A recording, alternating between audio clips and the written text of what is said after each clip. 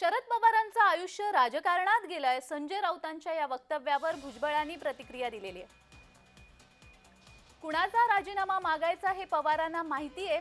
सरकारच्या पाठीशी म्हणजे सैन्यासोबत असा अर्थ होतोय असंही ते म्हणाले. सरकारने ज्या चुका केलेल्या आहेत देशाच्या सुरक्षेसंदर्भात त्याच्यावर कोणी बोलायचं.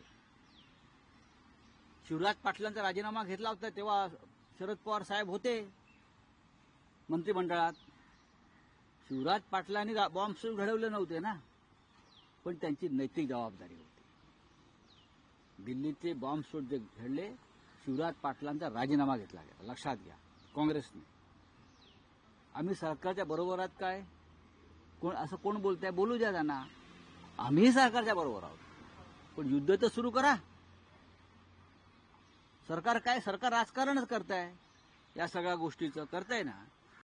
पवार साहेबांचं आयुष्य गेले राजकारणात.